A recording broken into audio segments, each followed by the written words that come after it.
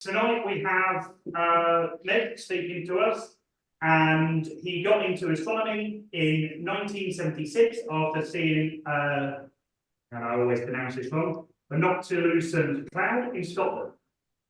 He is interested in imaging and observing all night sky objects, but after seeing an episode of The Sky at Night in the early mid-1980s, in which Patrick Moore demonstrated a safe method of observing the sunspots with projection, he was hooked on solar imaging.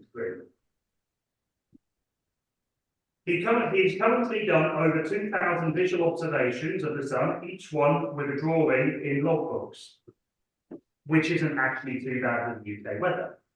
He's done almost 9,000 visual observations altogether, once again with a drawing in logbooks.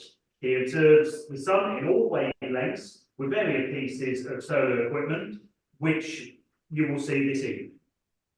His favourite being hydrogen alpha, as he believes it's the most dynamic. He joined the MSAS around about 1996 and became a BAA member around about 2010. His astronomy and astrophotography achievements are many, including an image on the Sky at Night magazine cover hit, when it had one, assisting No AA in 2012 with a flare that they overlooked. In 2016, getting an image in the Vatican Observatory calendar, incidentally, of the flare that he got in 2012 when he assisted No AA. Yeah, he has 15 images published, which I believe is a little bit more now, in the BAA journal. Had 10 BAA Picture of the Weeks, over 70 images published in the Solar Section newsletter, had non-CIS, someone perhaps that for me? Thank you. Not the cloud image of the front cover of the BAA journal, had 3 8-bob 2 images and 16 solar activity picture day images. So I think we can say he's had a couple published. He's also had solar images used by me to advertise the PST Mach 10 solar scientist at the MSAS Solar Telescope when it is in operation, and asked to use one of his images in a solar talk for his students, Professor Philip Brown. So that leaves me just to ask for a warm Mexburn Swinton astronomical welcome to our own Mick Nicholls. Thanks for that introduction, Loz. Something I'll just correct you on there. I've actually done over 2,200 solar drawings now. So it is gradually creeping up despite the British weather's trying to do its best to curtail my solar observing and imaging treats. But as we'll see later on, I am no longer an X-class virgin. I have caught one today, and it's been a long time coming. So I'm not going to talk too much about processing or anything like that, because that can be a topic all on its own. So I'm just going to basically detail what you can see and what you can image with care with various pieces of equipment to get images like this title slide. This would take me a double stack PST. It's a 12-pane mosaic, which has been knitted together, about 500 images in each pane. And when I get some reasonable decent weather, I ought to be getting stuff like this again, but it's been a bit hit and miss with clouds and everything. And even today, capturing the X-class flare, I just set up my altizimuth and I hand guided to follow some because there was just no point setting up my main kit.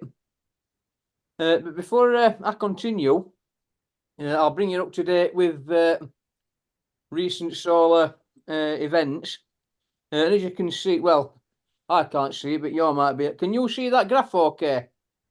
Yes, thank you. Yeah. Well, as you can see, 2022, 2023, it did increase. And it just looks like a normal graph. But if you ask the software to put a trend line on, as you can see, that red line is decreasing. And that does correspond to what the professional solar astronomers are actually saying.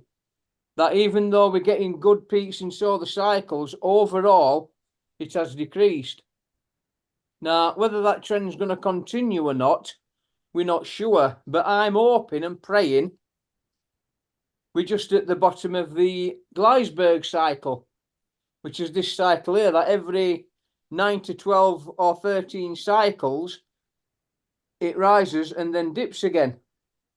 And I'm hoping we're coming to the end of one of those, and then soon it'll really curve off again and be a big hump for solar observing, because the last thing we want is another Maunder minimum. Well, I don't anyway. I don't know about anybody else.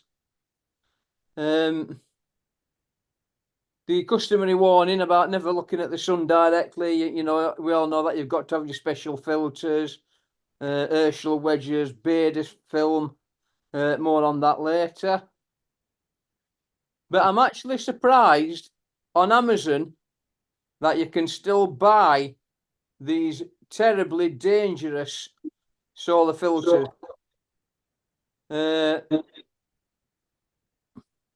What was that? Am I getting feedback from me? Right, if I just turn that speaker down then, yeah? Is that better?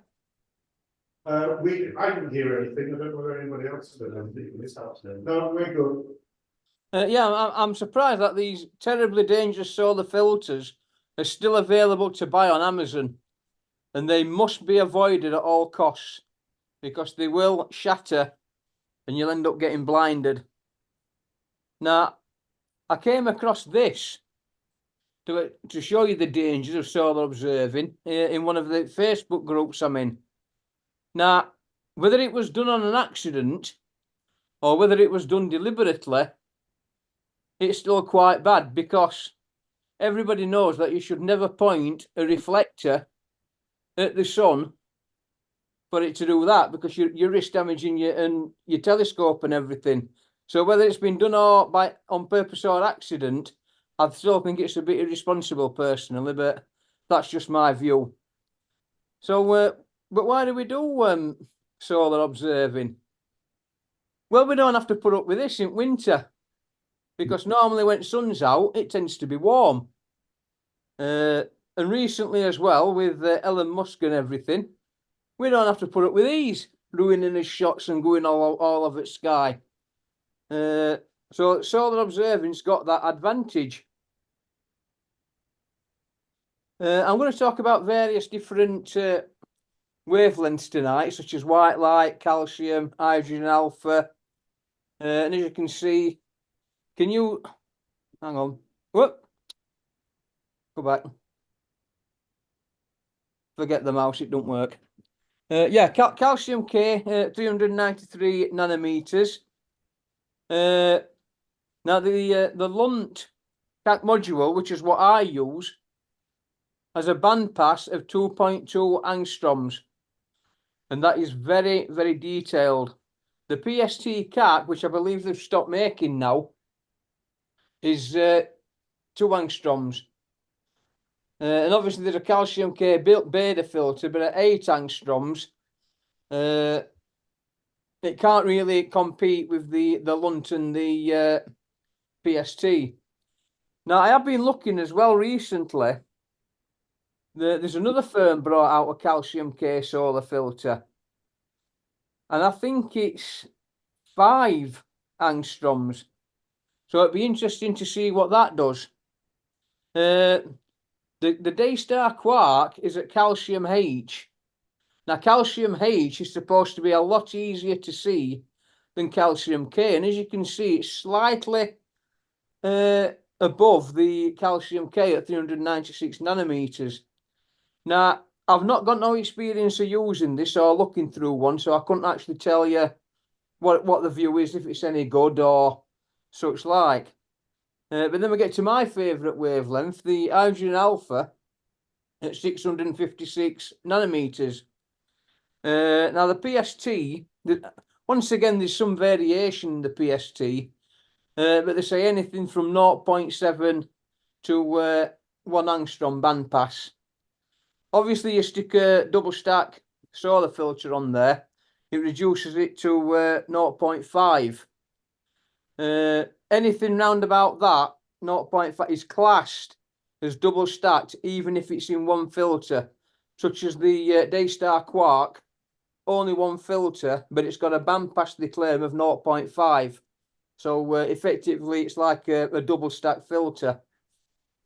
Now, I don't know if it's the same with other Coronado instruments if you double stack, but when you double stack on a PST, the only thing it's going to do is increase the contrast on the surface between the filaments, the plages, the active regions. It's not going to improve the prominences, can actually dim them if anything. The only thing that's going to improve the prominences is going to be aperture size. And I actually think as well, double stack actually makes the flares not stand out as much. So if there's like a big flare like today, I'll always image it single stack. So we start with white light.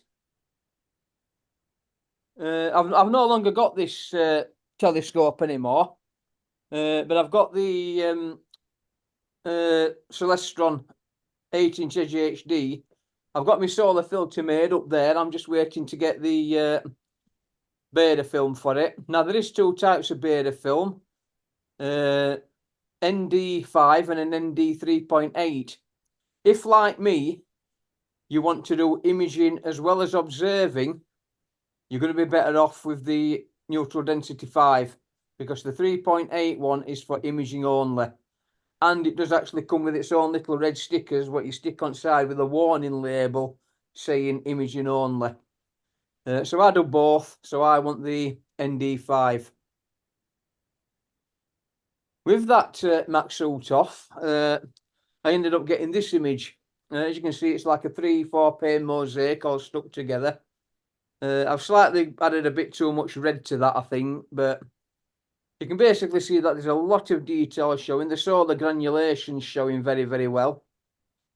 And I actually got picture of the week with that image.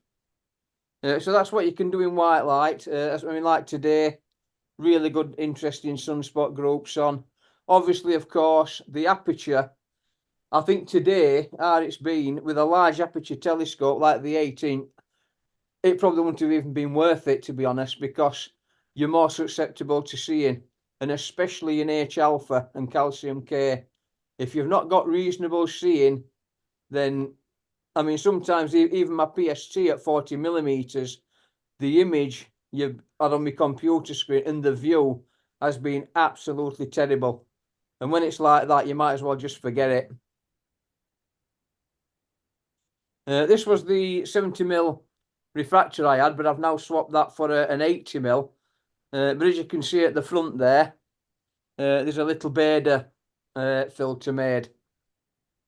And that'll be the no find on the telescope as well for extra safety, if you don't want to be putting your eye through that or accidentally leaving cap off and sunlight coming through and burning you.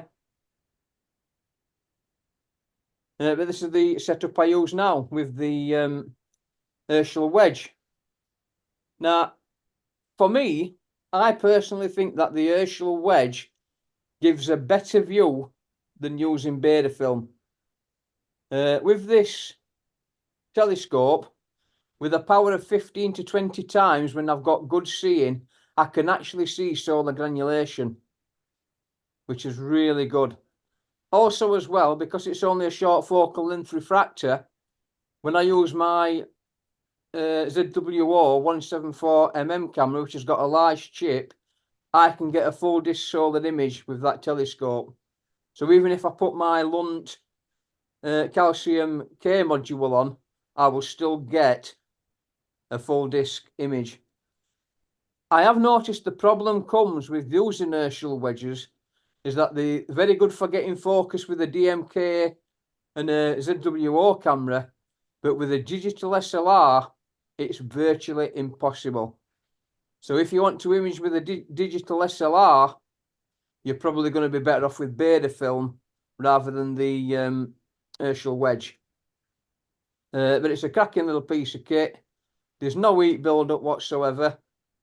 When I bought this off the solar section director, because I'd never used one before, I'd actually put my hand over the eyepiece to make sure that there was no heat coming up, because I thought, this is going to burn me.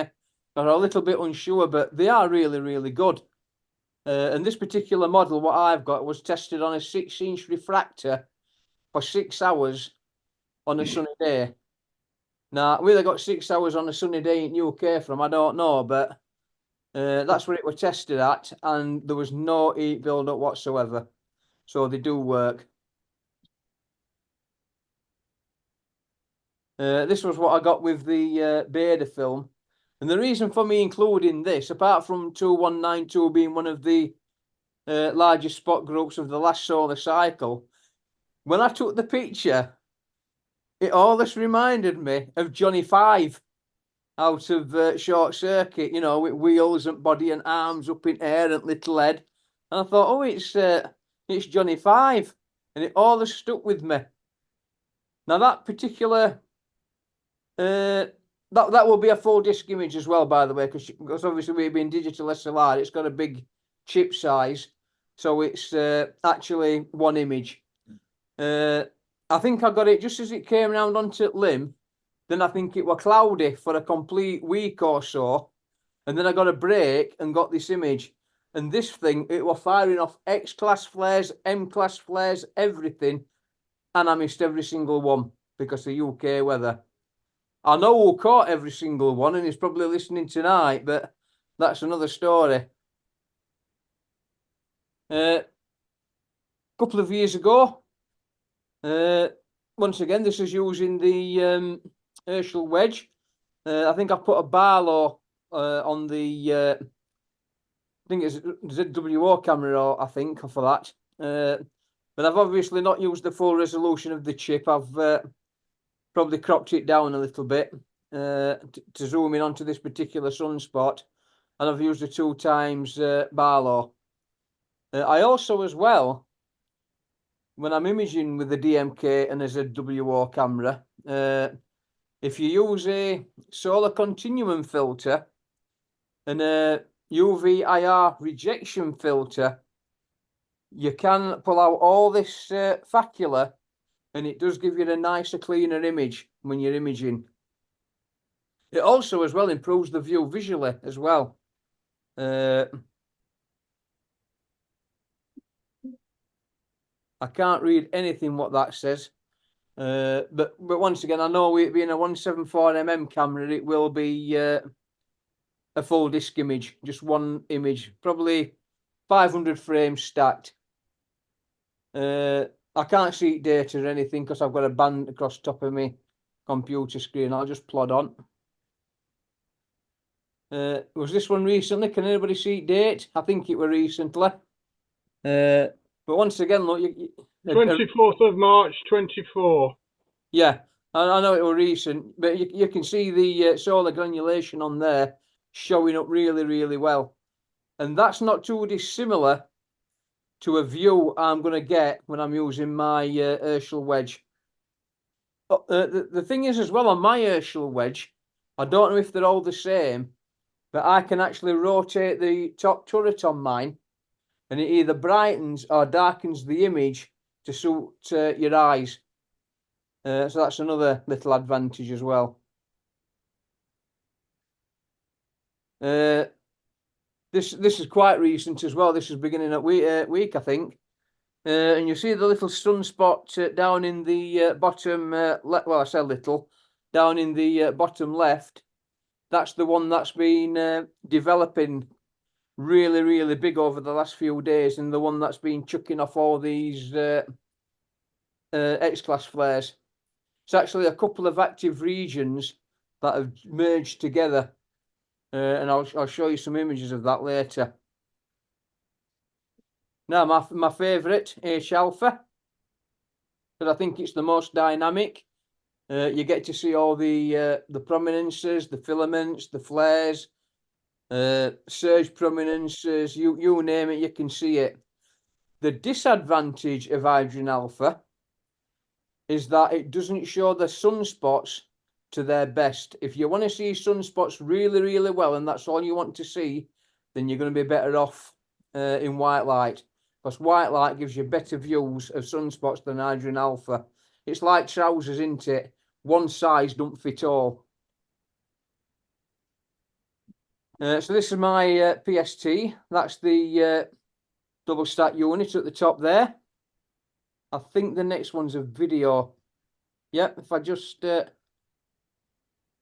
click on the video so I don't have to talk all the way through the night. Hi folks, I'm going to do a quick demonstration of my double stack PST unit, which is this piece here, because one or two people have been having difficulty using theirs. I have developed a technique which is very simple to use, because in all fairness, when you first start using one of these, it can be a little bit tricky. What I've done, I put a little white line on my echelon tuner there, so I know that when this ring is turned to this side of the telescope, using it single stack, it's tuned for visual and imaging, and it's very, very rare that I'll actually touch that at all. It may require a little bit of tuning with atmospheric conditions, but invariably I'll leave that set. What I will then do is attach the double stack unit, and as you can see on this, it's got two tuning rings. It's got this one that rotates, and it has a little gold knob which rotates at the bottom. So what you'll do, you attach it, you've got everything set. You'll then tune it with this gold ring to bring out all the detail and really boost up the contrast. And then what you do, you'll rotate this, because sometimes you can get a secondary or a ghost image, and that is not what you want. So this at the front just rotates and enables you to shift that secondary image off the field of view. The old versions didn't have that, so they've actually improved it by putting that on. And basically that's it. It's really very simple to use. So you've got that set permanently without adjusting it. You then use this gold ring to fine tune, and then this ring here to move the secondary image off the field of view. And away you go. And this one's another video as well. Right then, I thought I would post this video because some people might find it useful, especially if they have one of these, a PST. When imaging with the DMK camera or the ZWO camera, if you just stick the camera in like that, you're going to struggle to get focus. In fact, you'll not achieve focus. So what you have to do, any 2x Barlow lens at all, just unscrew the lens off the bottom, like so. Screw it into the end of your ZWO camera or DMK camera.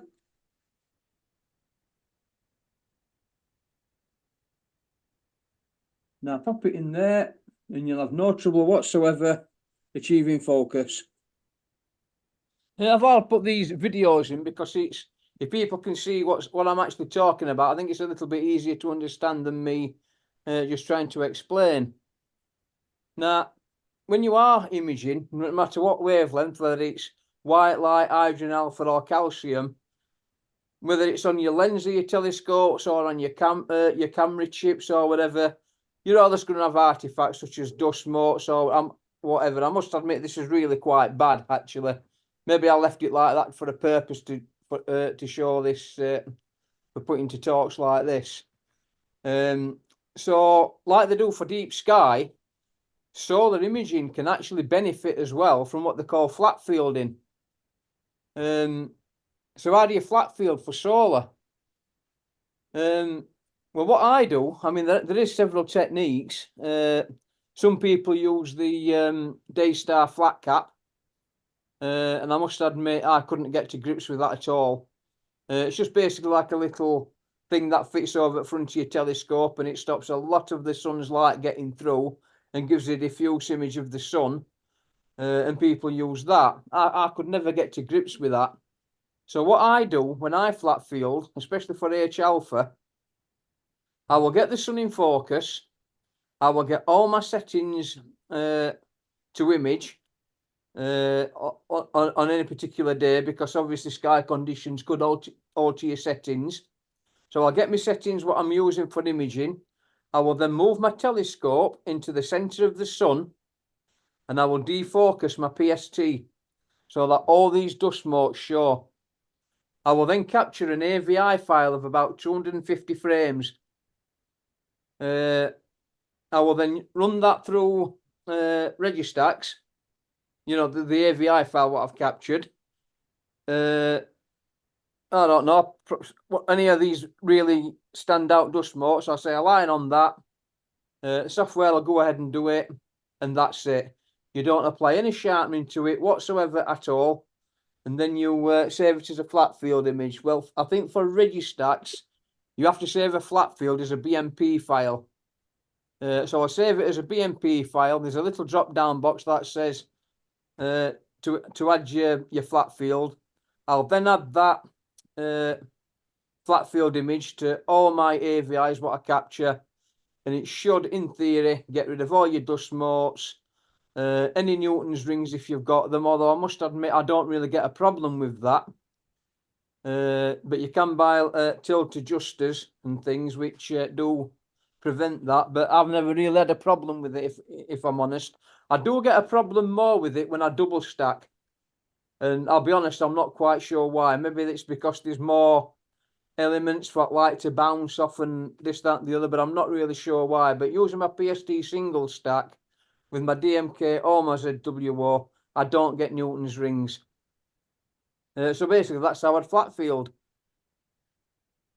Now, even amongst solar observers and imagers, it's still a debate whether you reduce the gamma on your solar images. And I know that's caused a little bit of confusion within our society as well at times, because some software, when you reduce the gamma, it doesn't do anything. But with the DMK cameras, using the IC capture software, when you reduce the gamma, it actually alters the video. So it does do something to the video. And like I said, some people say, oh no, you should never adjust that. I do, because I feel it benefits my solar imaging on the techniques I use. But I will just demonstrate what it actually does. So this is a video I took with the Daystar Quark. As you can see, you can't really see anything. But as soon as I adjust the gamma, you can see all the detail comes out. I mean, obviously I'd flat field all of this to get rid of all those dust motes. But it does certainly have an effect on what you're imaging. I mean, they say you can do it in processing. Yeah, you can. But for me, the techniques I use, I always find it's better for me to do it during the capture stage rather than the processing stage. Now, I'll just run through another few double stacked images what I captured. Once again, this will be a 12 pane mosaic, about 400 or 500 images in each pane. I think with this image, I did actually get the triple with it. I got BAA Picture at Week, it got shown in newsletter, and it ended up in BAA Journal. And that's the one what Mead actually use on their adverts for the double stack PST. So I'm quite pleased with that. Once again, another one.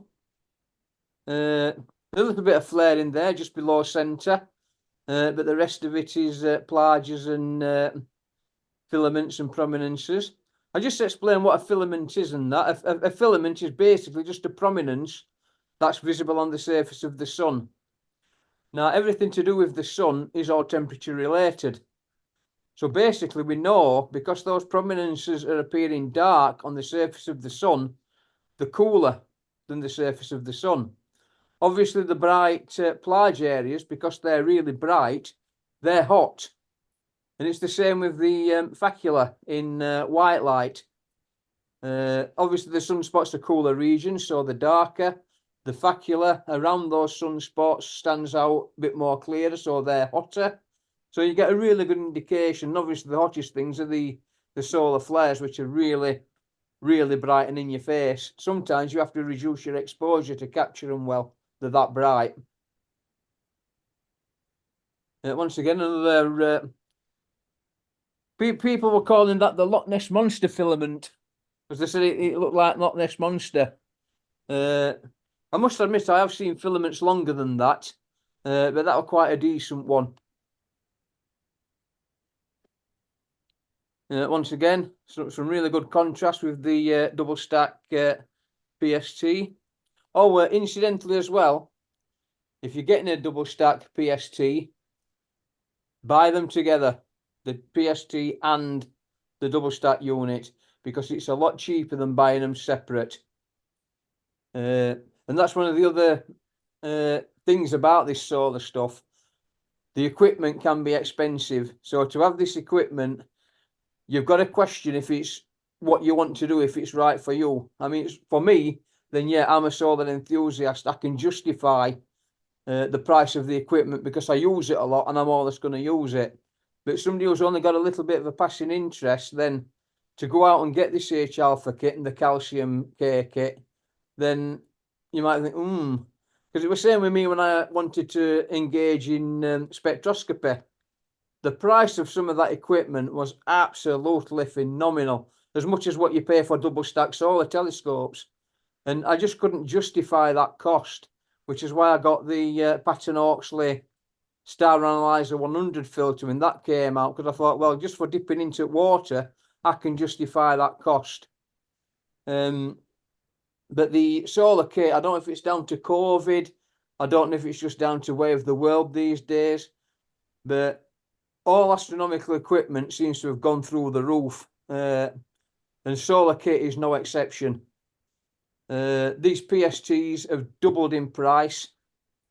The calcium K module, what I use, you practically need a second mortgage to buy that now. It's ridiculously expensive. It's about £2,300, which is ridiculously expensive. For when I bought mine, you know, they've gone through roof, literally. So you've got to have a really good interest to justify the cost. And they do come up second hand, but if you're a dedicated solar observer like me, then it's highly unlikely that you're going to be selling your kit. I mean, I won't sell it. I can't wait to get some more of these eruptive prominences when things fire off. I can't see date, but it was a few years ago, and that was actually one of the biggest I've seen up to now. And this is the beauty with the ZWO cameras. This was done with the DMK camera, and I could only just fit it on the chip. Well, the ZWOs, you can select your chip size. So on my 174 camera, if I chose the full resolution, if I got this limb here, this can be twice as big, and I'd still be able to capture it. Whereas with DMK, with it only being 640 before 80, you are limited. So I must admit, I do like the ZWO for that reason, to be able to select your chip size, what you image with. Once again, another big one. I'd only got 20 minutes between clouds to spot that. So I was actually pleased that I did, because I put an animation together, and a lot of people were saying, oh, you should have carried on, you should have, you know, got some more data and this, that, and the other. And I said, well, if you can do something about clouds, I'd have gladly got some more data. And that's the thing with British weather, you've got to take every opportunity when it comes along. And I remember the first image I got in the BAA journal, I think I had a 5-minute break in the cloud. And I went and imaged a long filament with a sunspot outside. And I think because I went out when I got that 5-minute cloud break, I was the only person to image it. And I think that is why I got the picture in the BAA journal, because there was only me that caught it in the UK. So you've got to make the most of every opportunity in UK, what you get. Up to whenever that date was, because I can't see it. Is it 3rd of May, 2023? Yes.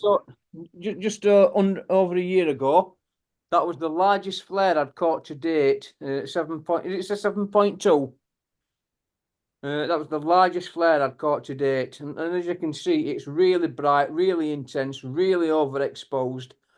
And for us, that's one of the beauties of these flares. You know when you've caught one, because everything else is the correct exposure. And then this flare is boom, right in your face. And that's how you know that you're imaging one. So in that respect, it does help us out. I'll say a little bit more on flares later. Now, the other equipment I've used is the Daystar Quark. Giving an honest review, when they work, they're excellent. They really are. But I think there's a lot of quality control discrepancies between them. Because I know somebody that's had one for years, and theirs keeps working and working and working. I had mine for just over a year, and it went kaput. So buyer beware, I think, with one of these. But like I say, when they work, they're excellent. And the beauty is, because it's 0.5 bandwidth, it's effectively double stack. So when I put it onto my 80mm double stack, I've got an 80mm double stack telescope for 1/8 of the cost. So that's the other beauty of these. The downside is, of course, especially like whether we've had this year, would you have had the opportunity to use it? Because there's that little dial on the side. You have to adjust that for your adjustments, and it's about 5 minutes between each adjustment, cool down and warm up time. So it's a good weather, fair weather instrument only. And like I say, I think if I'd have had it this year, I probably wouldn't have been able to use it much. But they do produce quality stuff when they work. And there it is attached to my 80mm. To give you some idea of length there, that's probably about 1 metre altogether. So you've got the quark, you've got a tube extender so you can get focus. I've just put a Bader eyepiece in there just to centre on the sun before I put my camera in. And as you can see, look, you've got a cable coming through. That cable plugs into 240 volt because it has to heat up and cool down, like I said. So that's the other thing as well, you know, checking it out into the field. If you go away anywhere, you have to buy another power source for it, adding to your cost. It also worked on a little finder scope as well.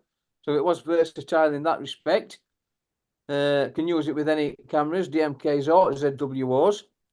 And there I'd attached it to I think it was 50 or a 60mm guide scope to give a wider field of view. And that's the sort of thing it did produce. Not bad to say the version I've got is the chromosphere version. They do two versions of it, the prominence version and the chromosphere version. If you want both prominences and solar surface, then go for a chromosphere version. They have got a Gemini one as well now, which has got both in it. And part of me were thinking, well, hang on, if mine's gone a bit faulty, if one side of your Gemini quark goes faulty, does it affect the other side? And for £2,000, I thought, maybe I probably won't even buy that, to be honest with you. But they've got what they call Daystar Scouts now, at 60mm telescope with one of these quarks on it for a fraction of the cost of a Coronado or a Lunt 60. But with quality control issues, you pay your money, you take your choice. I personally wouldn't buy one, but that's just me. Once again, another image from the quark. So it does show a lot of detail, I must admit, for a 80mm scope. But can you see what I'm saying about the sunspots? The sunspots in H alpha tend to disappear into the rest of all the chromosphere, because that's what you're looking at in the hydrogen alpha.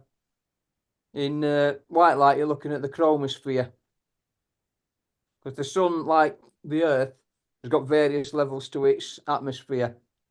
And I think the calcium is in between the photosphere and chromosphere, I think. That calcium K. So this is the Lunt cap module, what I use. So it's a 12mm blocking filter, as it says there, B1200. I actually got this from Tring Astro, and it's an X-display model. So he gave me, believe it or not, he gave me nearly £400 off this. So I paid just over £1,000 for it. And now, like I say, it's double. It's more than doubled. It's £2,300 now. So if I wanted to sell mine, I could sell it for what I paid for it, which is really good. But the downside is, of course, if you're just getting into it, you've got to put that financial outlay, which is what I was saying about, you know, you've got to be dedicated. The disadvantage of this is that it can only be used on telescopes up to 100mm. Otherwise, it becomes unsafe. There's a little warning on the bottom saying, do not, well, it actually can't be any more blunt. Do not use on telescopes over 100mm. Any questions? Contact Lunt. So it can't be more blunt than that, can it? And there it is in the back of my 80mm refractor. I can actually see the blue sun through this, and I can see the sunspots. I want to try and look at a really active region to see if I can actually see the calcium around those sunspots. But like I said, with Sky Hard it's been, you get a little bit of haze or anything in H alpha and calcium, and it just kills your image. So once again, you've got to pick your days when you use it. But this is the sort of thing you're going to get. This is a full disc image. I wish I could see date, but I can't remember dates of some of these. And that's basically what you're going to get. You can see the 11th of February. Thank you. You can see the calcium deposits. But once again, I think it does diminish the sunspots a little bit, because you're not actually aiming to look at sunspots. You're aiming to look at those calcium K deposits. So once again, if you put all three together, you've got all your broad spectrum. Once again, a little bit quieter that particular time. Just recently, I think. 24. Once again, that's the big spot down there. That's created all the euphoria of the recent days. Now they do the Beta K-line filter. It is 8nm, but like I say, it can't compete with the Lunt or the PST calcium. But it's a filter. It's at an affordable price.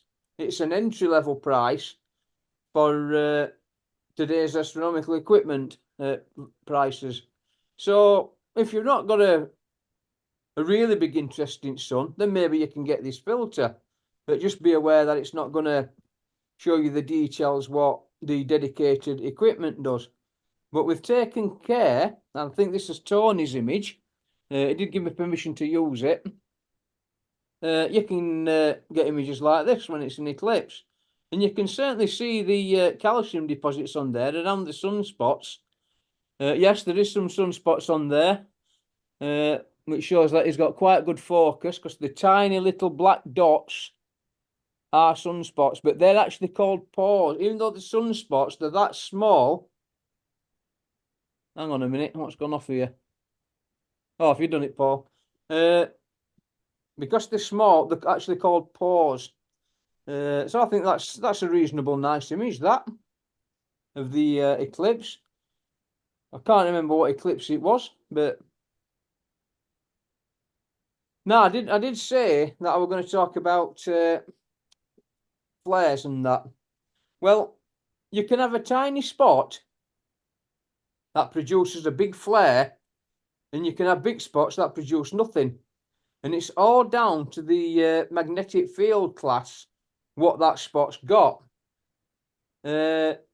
Obviously, the alpha, the beta, and the gamma, they're quite weak magnetic fields, so you might get B-class flares. And believe it or not, the PST, especially the new one with the blue objective, which I have, you can actually see B-class flares with it. So that's really good. And then when you start to get to your beta, your gamma, your delta, your beta and delta, then you're going to get your C-class and your M-class flares.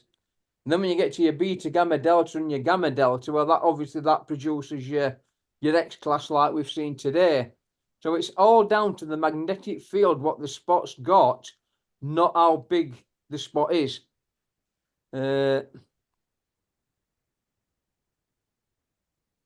Oh, other images. Yeah, this was a M3.5, I think, class flare. What I captured with the double stack. I really should have taken the double stack unit off, I think, because probably not the best thing to image a flare as a double stack unit. So it was lesson learned. You gain experience. I took the I should have taken the filter off, and for future ones I did. But not a bad flare. It was my largest one to date, what I'd caught at that time. Yeah, a B9.6 class flare with a single stack PST. Standing out really, really well. So I was quite pleased with that. And as you can see, look, everything else is in correct exposure, but you've got that really bright, intense light. So that shows that you're actually imaging a flare. This was a CME blast, what I caught, and over the short space of 7 minutes, sorry, 13 minutes, you can see that it's actually changed. Once again, this was just one of them things where I got no idea it had happened. I just set up my PST and there it were, and I thought, whoa. And as you can see, it's actually blurred because it's going away that fast. That is how it actually looked visually. It was blurred. So trying to get focus on it, it was a little bit difficult because it were moving away that fast. That's exactly how it looked. And as we know, when these things get fired off, they can be going millions of miles an hour on incredible speeds. Another big eruptive prominence, captured a few years ago, 2014. What I did for that, I actually combined two images. I did one for the prominence and then one for the surface. Because that's the thing with the DMK. It tends, oh, excuse me, to record either one or the other, the surface or the prominences, whereas the ZWO cameras do both. But there's all this pros and cons, isn't there? The con side of it is I don't think that the contrast's there as what there would be if you did two separate exposures, but you can still do it in one. But that's where the double stack unit comes in, because it darkens the image and you're using your ZWO. If there's an interesting feature, you can get the solar surface and the bright prominence as well, which I have done on one of my images a long time ago. But like I say, things have been in UK of late. I haven't had much chance. This is that big Loch Ness Monster filament from a few years ago, 2013. Wow, long ago was that? Taken in double stack, and as you can see, you've got some really good contrast there. And that's what the double stack unit does. It gives you a lot of contrast across the solar surface. The view is incredible. If you ever get the opportunity to look through a double stack PST, take it, because it's tremendous. You will never forget that view. It's like when people look at Saturn for the first time through a telescope. It's whoa, and that's exactly how it is. A big edge row prominence. This was actually because it was that big, and I'm using my DMK-21 camera, as I was saying about the small chip size, this is actually 2 frames what I've merged together. It was that big. It was quite an impressive prominence, and it was huge. So that's 2 images merged together. What I would do now differently, I would capture 2 separate frames, but I wouldn't have it blacked out. Well, I'd actually capture 4 videos actually. I'd capture 2 for each side of the prominence, and then I'd do it for surface detail, and then I'd combine them all. So I'd have 4 separate images. But that's how your techniques develop over time, and you get more experienced and better at what you're doing. You learn from what you've done before. And now, if I took that image, I'd have the prominences and the surface.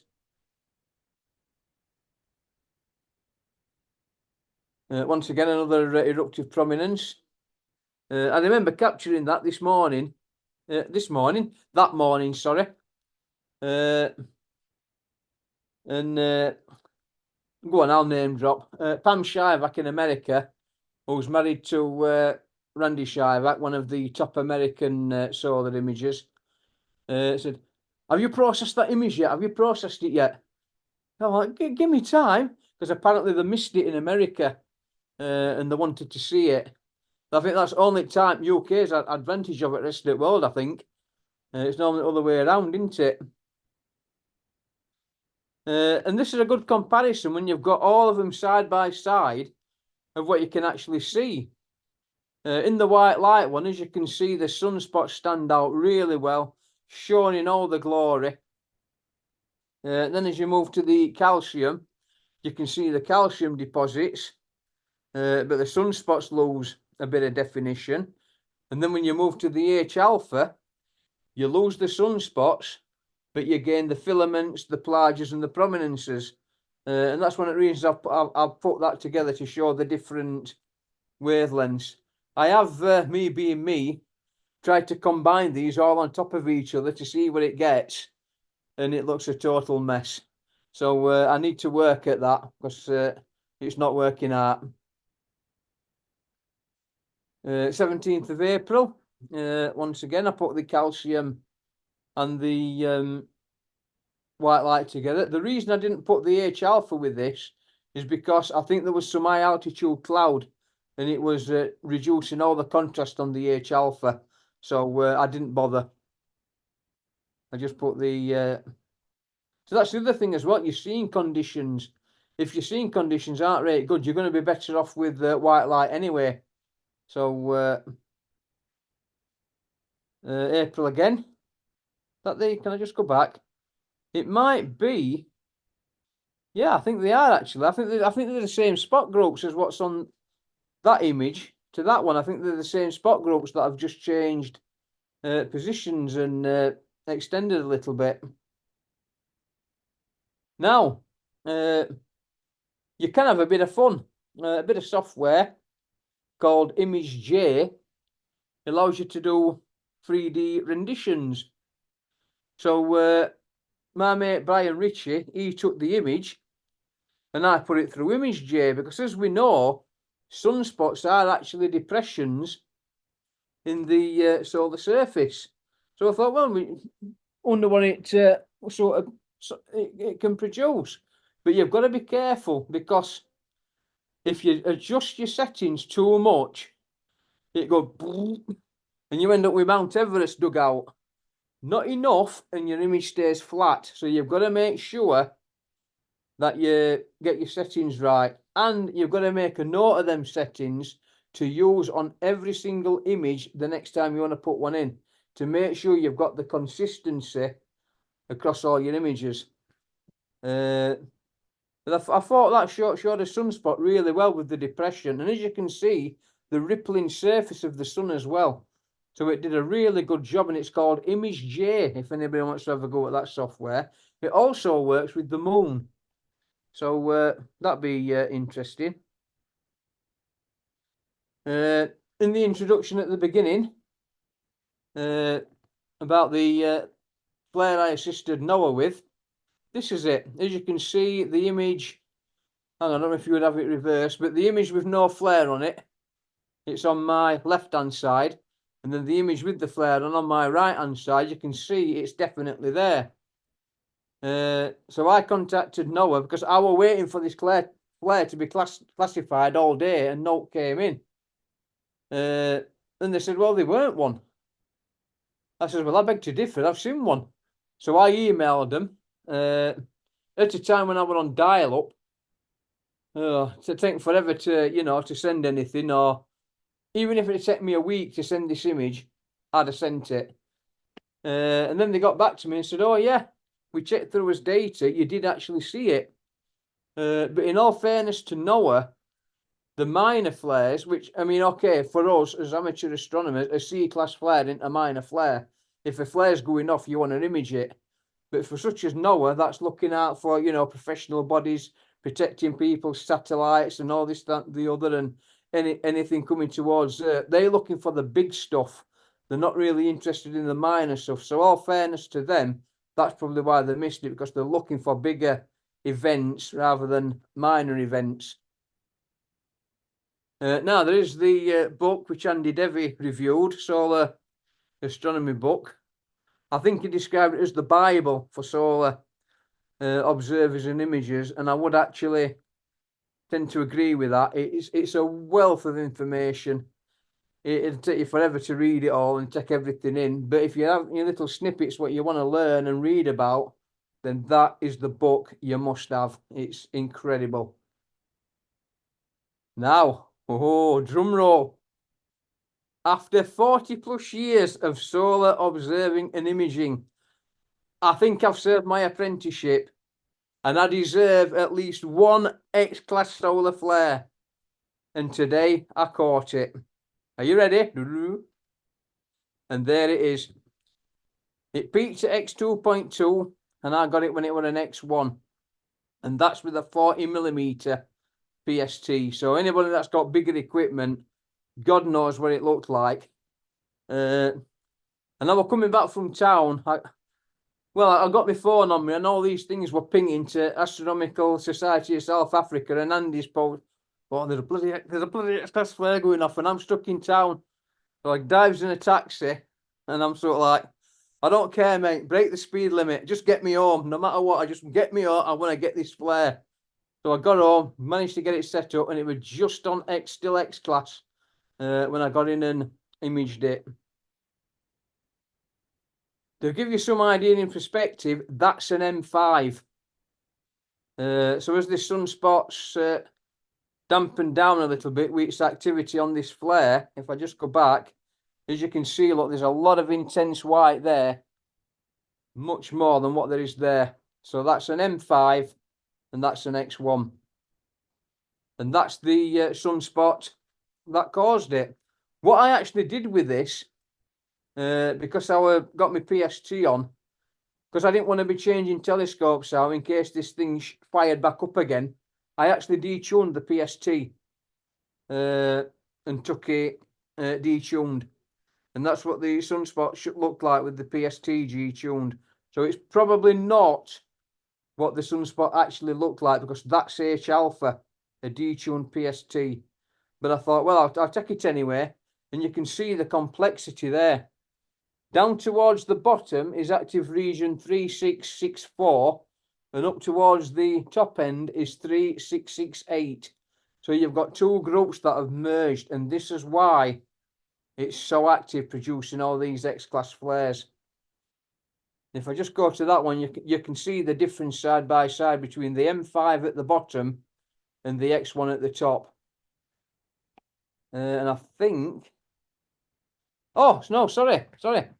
To give you some ideas, obviously we know the Carrington flare event of 1859. Well, the Carrington sunspot were probably about the same size as the sunspot that's actually on the sun now. The image without the Jupiter on, as you can see, look, there's like a little grey sunspot above today's sunspot. Well, that grey one is actually the size of Carrington's sunspot, which caused the flare in 1859. But if you look at the other image, the one with Jupiter on her, oh, you must have got a foreign image, as Jupiter's not spelled right. When you compare it to 2192, the active region in 2014, and is it active region 9393 in 2001, and certainly against the size of the 1947 sunspot, you can see it's a lot smaller. So now we're gaining some understanding as to why this fired off a flare as big as what it did. Because not only have we got today 2 sunspots merging, well, this the same thing. Well, this sunspot's that merged to create that intense magnetic field to create that flare. And obviously we just don't know, sort of thing, but we can surmise now that that is what's actually happened with the Carrington flare event. And like I say, you compare them to the size of Jupiter, you see that they're quite intense sunspots. But when you compare the sun to the largest known star in the universe, in our galaxy, well, I would say universe as well, to be quite honest, VY Canis Majoris, on that scale, if Canis Majoris was the same size as that sun on there, our sun would actually be a little pinprick. And I find that amazing. Imagine the sunspots on VY Canis Majoris. Imagine the flares that would be going off. So solar observer's paradise, wouldn't it? So when they say our sun is an ordinary star, well, it is. But to us, it's the most important one because obviously we get the heat, the energy, gives us life and all the rest of it, sunburn. I mean, that, in the big scheme of things, it's just an ordinary star. But one I happen to like looking at. And that is it. Thank you very much. That it? So it stopped. That's fine. And as always, Michael, thank you very much. That was an excellent talk.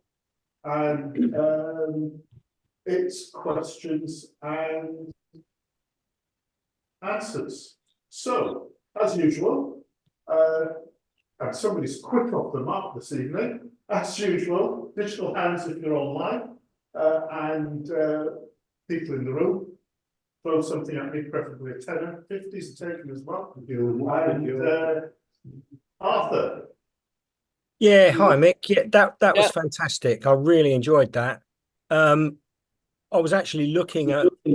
Did you say the one with the flare was 3664 and 3668? Yes. Yeah, I actually imaged that myself, only in white light though. The other day, I can show you that if you want to. Yeah, by all means. Share me. I thought for 1 minute then, I thought you were going to put a dampener on things and say you caught a white light solar flare. No, I wish. I'm about to give you the slap. I don't know how to share my screen, but Can you share that, Arthur? Can you see that? Yeah. Yeah, that's the same one. That was with my 9 1/4 Celestron and the Barda. That's their new continuum filter, the 7 nanometer one, which I think another sunspot must have been off of your frame, mustn't it? And unless that's one and that's the other one. That there's one that this group here is one, and that is the other one. Because I was looking at looking at space weather and getting the numbers and designations off of those. But whilst you've got that image up there, you can actually see some interesting features. As you've got a line cutting through the sunspot, that's actually known as a photospheric bridge. Yeah. You've got quite a few of them on there, isn't there? There are quite a few, yeah. Yeah. And it's complex sunspots like that, when everything's all higgledy-piggledy in circles and all the rest of it, that you want to look for, because it's spots like this that throw off those biggest kind of flares. I wish I'd got my PST out today because it's been sunny here as well, so maybe I would have seen it. So, No, brilliant. Thanks. Thanks for sharing that, Arthur. Dave, in the room. Dave, was it Dave in the room? Well, stand up? Has he thrown a fiver at you? No. Well, I had my hand up. In which case, there's not it. Right. Okay. Nick Collins in the room. Hang on, let me just go back to gallery. Yep. My main problem with my PST is the little Mickey Mouse focusing equipment thing, no, on the bottom. I find it very difficult to fiddle that and try and tune it. You know, it's have you got any tips on? Well, they did used to do a thing what you could actually, it got like a little grub screw on it, and it were bigger. And you could fasten it onto it, tighten up this grub screw, and you'd got a bigger focus knob. I don't have any trouble using it. It's just trying to get focus with it. Well, what I do is, like I said, my PST's always tuned hard over to the left, because that's when it's on band. So I never touch that anyway. But I know what you mean with the focusing. It can be a little bit tricky. But one of the things you can do is, if you know what size it is, get right size drill through a milk bottle top and stick it on, and you've got a bigger focus knob. I've thought about doing that myself, but I've never got down to it. I'll see if I can get lost to print it. Even 3D print. Ah, Yeah. I'll have one as well, please, Loz. I was going to do two. I'll have one. Yeah, and here. Right, Nick started an avalanche. And have we got any other questions? Phil? Yeah, mate, have you checked solar monitor page? Well, I don't need to, because I've got everything on my phone, on my computer. So have you looked to see what is it to compare your image against professionals? Oh, they're going to blow a PST out of water, mate, honestly. Oh, no, you'd be surprised how good you are. You know, a PST is not going to compete with, I don't know, say an 80mm. It's good. You wanna have a look. You're breaking up, Phil. You're breaking up. I can't. You want to have a look and compare your image, because I've just had a look on solar monitor and it's as good as yours. Sorry, yours as good as Yeah, but like I say, I mean, all solar apps I've got, you know, I've got them on my computer, on my phone. Folks kicking off on sun. But I must admit, today, I got to know off the solar observers before I got the alert on the phone. So, like I say, I was in town and I got Andy pinging through to South African Astronomical Society, and that's when I'm like, I need to get home. You can blame me then, Mick. Yeah. But it worked though, Andy, because I did, got it in enough time to get home and get it, like I said, no longer an X-class virgin. Tony Morris. So just coming back on the little knob on the back of the PST. Mine didn't focus, so I had it apart because I'm the curator. So they're cheaply made, I'll say that. And my prism had shifted. So it's like on a sticky pad. So lift it well. I got a laser pointer, which is red, fired it down, and look where the light beam bounced round, and I unstuck my prism and twisted it round, stuck it back on. So I fixed mine by doing that. Because it moves freely, doesn't it? Oh yeah. It's not the fact it doesn't move freely, it just mine never got to focus. Oh, mine does. I must admit, mine. Mine does now, but it didn't, and that's what it was. I must admit though, I do sometimes get image shift. You know, when I'm going one way or the other, the image will drop down a little bit on my computer screen, get a little bit of image shift. But once you've got your focus set and everything, your settings are All right, just the way you go. I'll try not to be so strong with my mole grips when I'm operating. I usually get image shift when I think the tripod, but never mind. Andy Daly. Andy Daly. Sorry, I thought I'd muted myself. I'd not. No, I was lucky enough. I caught the whole event of that X2.2 flare. I thought you might have somehow. Do you want me to share it or not? Yeah, definitely. Are you sure? Yeah, go for it. Yeah, Right, I'll try. Go on then. Andy, I'm not bothered. I caught an X-class flare. No matter what, I caught it. Well, I did help you, Mick, didn't I? Host disabled participant sharing screen. I'm getting. So Try again, Andy. right. Just before I show it, this is probably one of the best animations I've ever grabbed, so I'll put you on warning. You seem a good then, Andy. Yes. No. Wow. But I'll zoom in because you can see all post-flare loop structure as well. Oh, you see see those all post-flare loops along there? Yes, yeah. So, needless to say, to be honest with you, I've put this one together in daylight. Now I can see it darker. I may darken it slightly and put a darker mask over the top. But no, we're chuffed to bits with that. But you see where this bright white intensity comes here, Andy. Yeah. That's what I've got with the PST. These other fainter things around it, the PST's not resolved them. It's just resolved them. Yeah. Well, this is double stack mix, so I find that double stack's really good for flares. So it seems to work for me. That extra aperture then makes it. Yeah. Well, you see, I'm on 90 millimeters, so yeah. I'll just zoom out so you can. Well, even wait a minute. It even odds resolution at 200%. That I don't know what it's running like over internet, obviously, but the whole area of their image, that's it.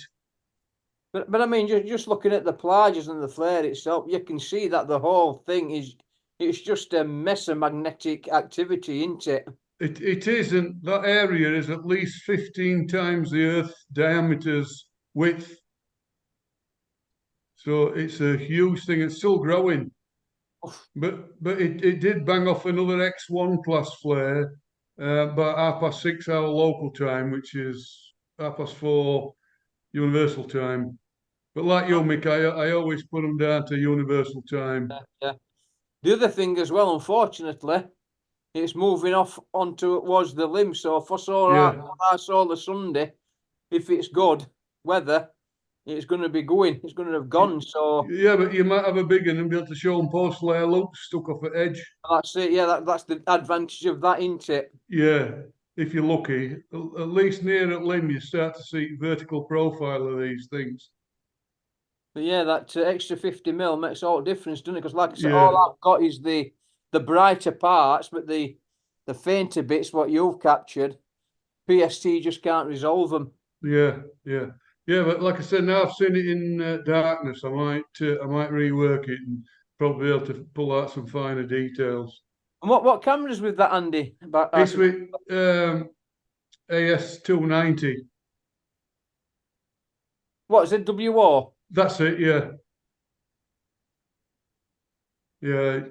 It's a camera I really like because I can shoot 750 frames in 45 seconds. And how do you find it for contrast when you compare it with DMK? I think the contrast with ZWO cameras is lacking somewhat when it comes to DMK cameras. A little bit. What you have to do is you have to put a brightness contrast mask on just to tease it back out. But what a lot do, Mick, and you know when we're on that last BAA meeting, they seem to be able to use what's it called, IMPPG, Yeah, with yeah, with settings in that, and they pull a lot of contrast out with that. And I've not fathomed that one yet, but I did line these up with it, so that saved me hours. yeah. It's a good program. Yeah, yeah. Right, I'll stop that because you'll be sick of seeing it now. I'm not. I know. Someone's said once about about the Cannington Flare event. If we wanted another one, and at that time I'd not seen any X-class flares whatsoever, and I said, I definitely want one. I said, I don't care if I end up looking like Sarah Connor in Terminator 2 when that nuclear bomb goes off. As long as I'm imaging it, that's all I'm bothered of. I want another Carrington event. Well, Mick, that's second largest one I've imaged, because in 2017, and it was nothing near as spectacular as that, because I've just got the flare on peak, on about the limb. Mm. So I got the post flare loops with flare on top of it. That were an 8.2, and I got it at its peak. Wow. But nothing like that. Nothing as spectacular as that one. So that's number 7 in bag, but first one of this cycle. I mean, Yeah. I'm not doing so bad on flares caught and imaged from UK. I've been going about 114 or 115 flares. Yeah. But that's my first X class. Everything's either been C or M.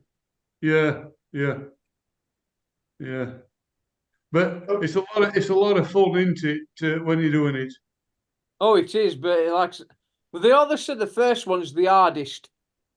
Like when you win in F1, they always say your first one's hardest and then your others come. So I'm Yeah. hoping now I've seen one Andy, I'm hoping I get a lot more now. Well, if you get clear skies, you might get another one tomorrow, because it's been banging an X-class flare up every 4 to 5 hours, hasn't it? I don't think weather's looking good here though tomorrow, Andy. It's Okay. changed. It's changed for the Solar Sunday weather tomorrow. So it's got a good temperature, 22 degrees, but unfortunately, I don't know if you can see it, Cloud. full cloud.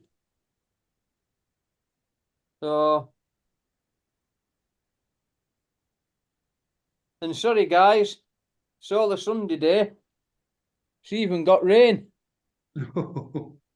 Mick, it's going to be fine where I am. So bring your gear up. Where were you going to be? Okay, before we go down I tell you what, let's order Solar Sunday at John's house.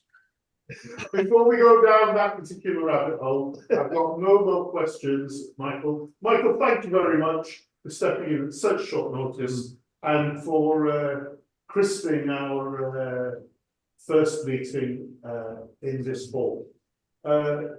Just leave me to ask everybody to join me in a big next Princeton Astronomical Society. Thank you. Thank you very much. Well done, Mick. Well done.